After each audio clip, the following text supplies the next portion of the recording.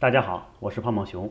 本期视频我们来学习如何在 Final Cut Pro 中调用我们平时自己收集整理的音乐和音效库。这是一期回答评论提问的内容。如果你也有 Final 相关的问题，欢迎私信或评论发送给我，我一定会尽快回复。如果你的问题具有普遍性，我会以视频的形式发布出来，大家一起学习。我们看 Final Cut Pro 左上角3个窗口切换图标，分别是资源库、照片试音频、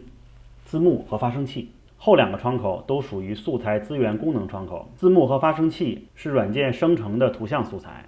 包括各种字幕效果和包装元素。今天我们重点看照片和试音频窗口。照片调用的是电脑上的照片资源库，位置在我们电脑上的图片文件夹，就是这个 Photos Library。如果你用的手机恰巧是苹果手机，又开启了照片流同步功能，你用手机拍摄的剪辑素材和图片库会自动同步一份到这里，就可以在 Final 中的照片窗口直接调用了，省去了自己手动拷贝素材的过程，而且是网络同步。你在外面一边拍摄一边通过网络回传，电脑旁的同事就可以开始剪辑了，非常方便。音乐和照片一样，调用的是电脑上的音乐文件夹内的音乐资源库。我们可以把平时自己收集整理的音乐和音效导入到音乐资源库中，方便剪辑的时候直接从 Final 中调用。打开音乐软件，先确认导入设置，快捷键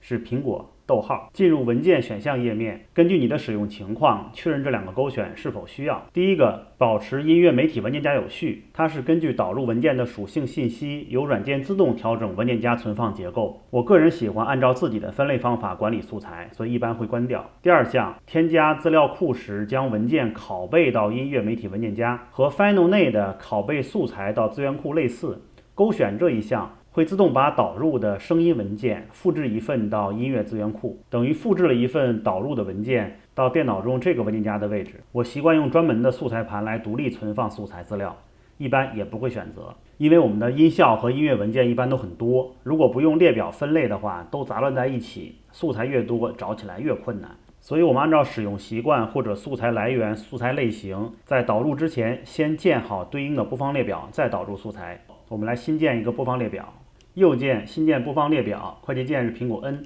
我随意的创建了2个播放列表，并用鼠标拖拽的方式导入了一些声音文件到播放列表中。我们回到 Final 中查看音乐窗口，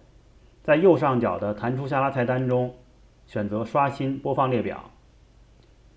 好，这里就能看到我们刚刚新建立的2个播放列表，可以在这里选择切换，下边已经可以看到刚刚导入的音乐文件了，可以当做素材一样随时拖下来使用，非常方便。我们再看最后一个声音效果窗口，这里是软件自带的一些音效库，有空也可以听一听，质量都不错。以上就是本期的全部内容，谢谢你的点赞和关注，我们下个视频见。